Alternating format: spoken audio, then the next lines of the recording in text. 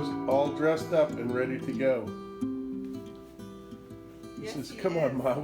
What's the hold up, Ma? I'm texting. Bear? Is Bear going? No. Poor little guy. Alright. Poor little guy can't go. Why can't he? Because his feet will hurt. Oh, poor baby. When we put Poe's, what do you call this thing? Harness on. What did we say? Kabuz? Bear, Bear says, I can't go because my feet will hurt. Right.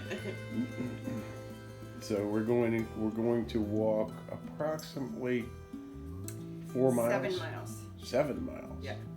All right, that'll bring my blood pressure down. Heck yeah. I have not taken blood pressure pills in over a week. That's awesome. Because I've been taking my glutathione and I've been working out and walking. I said, we're ready, yo ho. She'll know what that means, right? Yeah. So our daughter made a little funny. What? We said we were going to go walk, and we said we'll be down there and pick you up, and she said, so like in 25 minutes. I said in a couple minutes. So she was smarty She said, pants. so like 25. All right. All right, ready? Yep. Okay, Bear, we're gonna let's take do you this. on a walk later around the block. Kabuz, you can't walk, Bear. Poor little guy. No, stay here. Do you have Bear. your sunscreen on? No. Maybe not. I don't know how to do that. Hey, all you people. Happy Easter. Happy Easter. Yeah, that's what I just said. I got to who?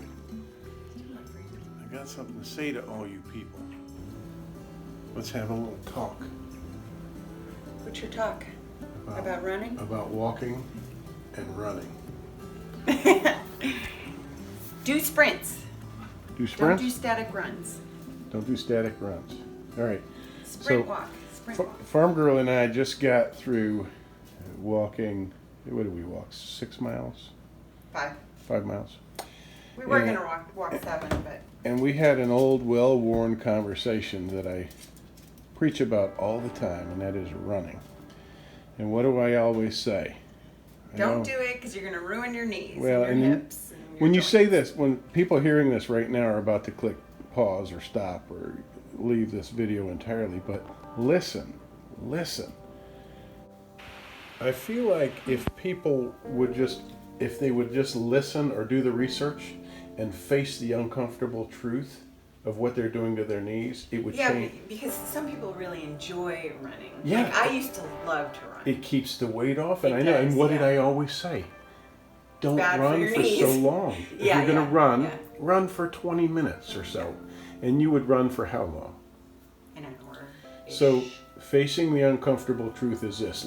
Something like this. Let me read this. Biomechanical studies on running reveal the tremendous cyclic forces to which the knee is subjected. The patellar tendon force is around 4.7 to 6.9 times the body weight.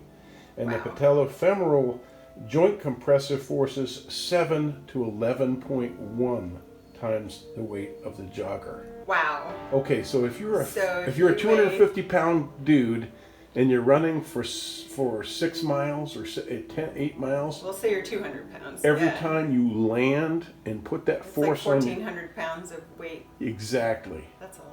and then what Again happens? and again and You're again having and again. laparoscopic surgery, or you're having your knee replaced.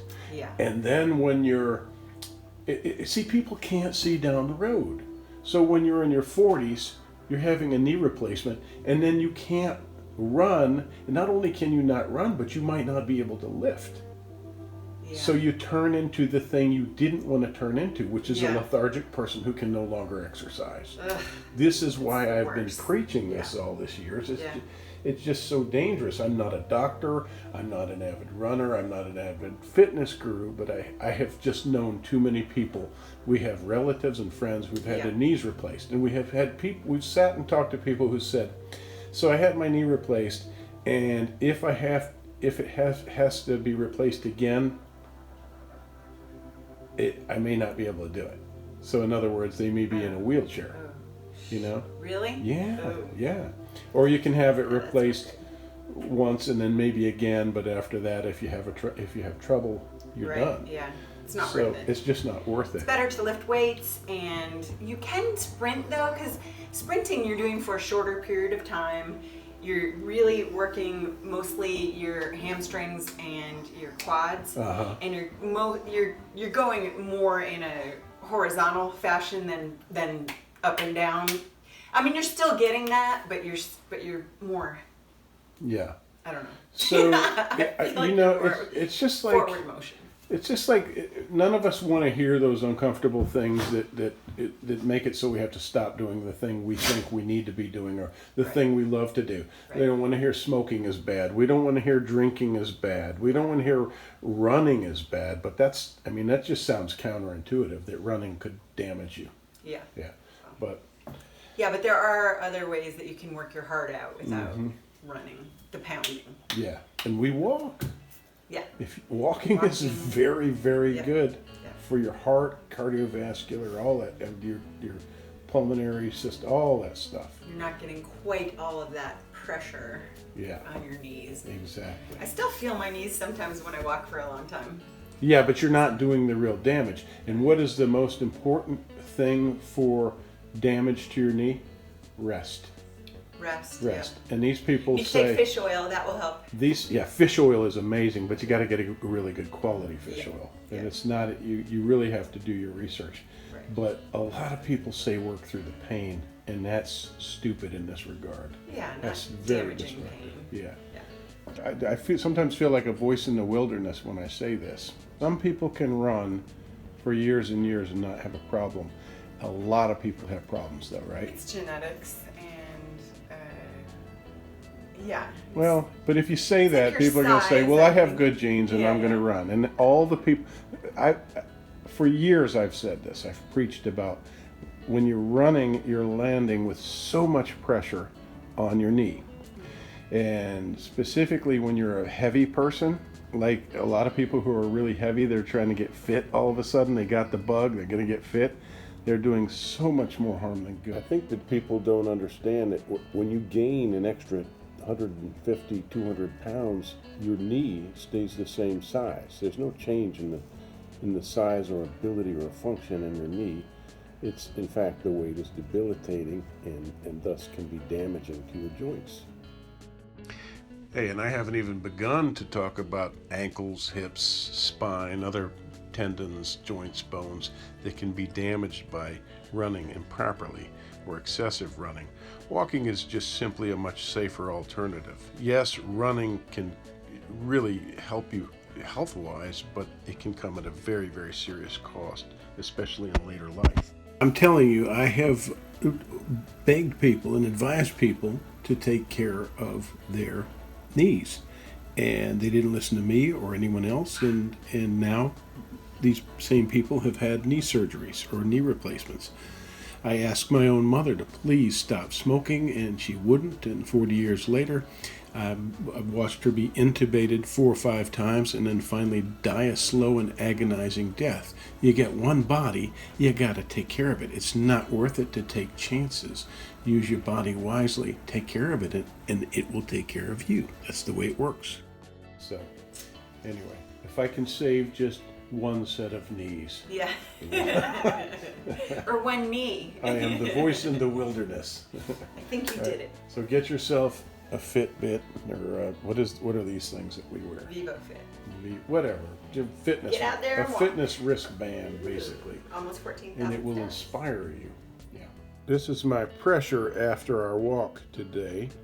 And the top number is said to be more critical because that is when your heart is contracting or squeezing. This is when your heart is expanding or relaxing, the bottom number. The systolic is more critical. And that would be what you would expect of a 30-year-old or a 31-year-old, which is really good for me. I'm 57. So you add 100 to your age, basically. So at my age, I wouldn't be surprised to see 157 over 80 something. But this is really good. And I've gotten off the medication.